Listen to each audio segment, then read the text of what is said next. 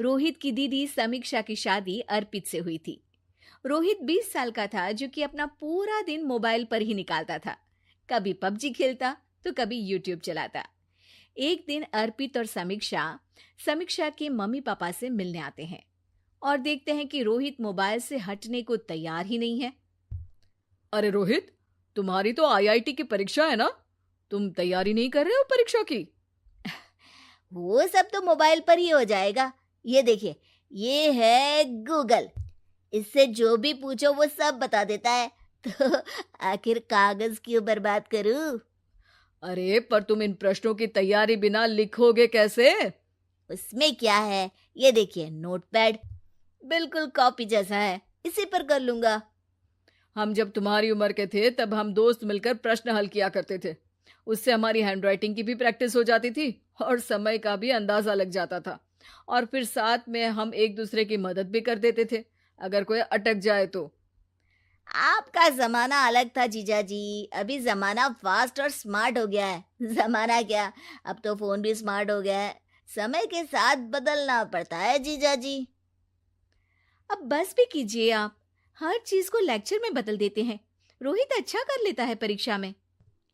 इतने में अर्पित के सास ससुर जी आ जाते हैं हॉल में और अर्पित इस बारे में बात नहीं करता।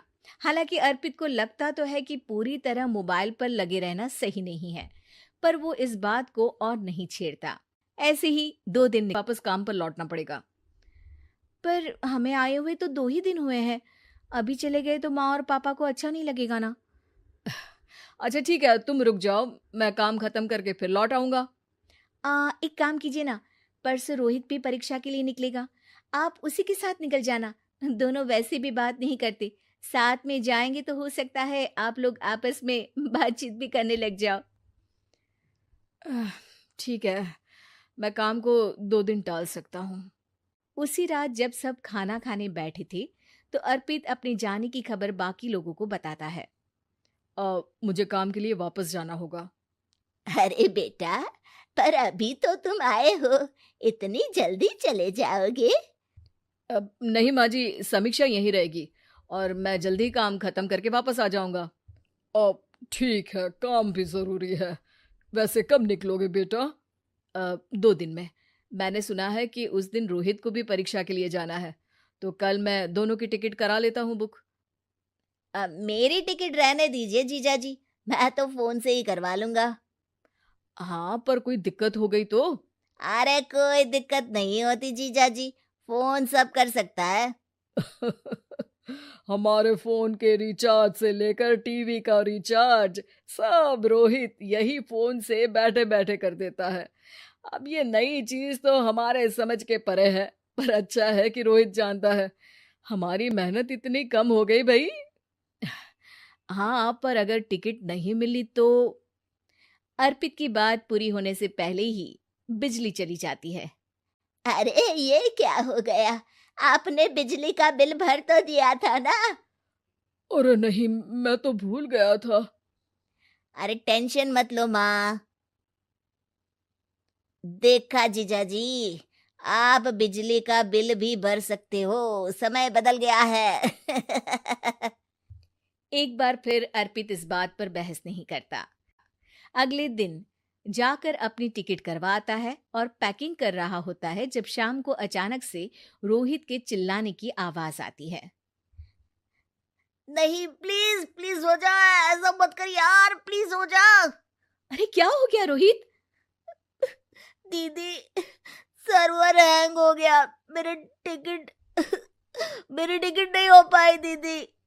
क्या मतलब टिकट नहीं हो पाई? इतने में वहां रोहित के मम्मी और पापा भी आ जाते हैं। अरे क्या हो गया? माँ, मेरा टिकट नहीं हो पाया, सर्वर डाउन हो गया। अरे पर तूने तो बोला था कि हो जाएगा। हो जाता है, पर अब क्या करूं, ये क्या हो गया? अब कल की तो कोई बस भी नहीं है, ना ही अब टिकट मिलेगी ट्रेन की कल के लिए। मुझे तो कोई रास्ता नहीं दिख रहा। अब फिर लगता है मेरा ये साल बर्बाद हो जाएगा। घर पर एकदम से दुख का माहौल छा जाता है और सब रोहित को डांटते हैं, पर इतने में अर्पित वहां आ जाता है। परवाही के कारण इसकी परीक्षा छूट जाएगी। इसने तो हमसे कहा था कि टिकट हो जाएंगे। हे भगवान, अब क्या होगा? चिंता करने की कोई बात नहीं है। मैंने एक एक्स्ट्रा टिकट करवा ली थी। मैं समझता हूँ कि मोबाइल हमारा ही काम आसान करने के लिए है, पर उस पर ही पूरी तरह से निर्भर होना तो गलत बात है ना। रोहित टिकट को देखकर बहुत खुश हो जाता है और जोर से जाकर अपने जीजाजी के गले लग जाता है। सॉरी जीजाजी, मुझे आपकी बात ध्यान से सुननी चाहिए थी, पर थैंक यू सो मच। हाँ बेटा, तुमने तो इसका भविष्य बचा लिया। शिक्षा, दूसरों से मदद मांगना गलत नहीं, पर दूसरों पर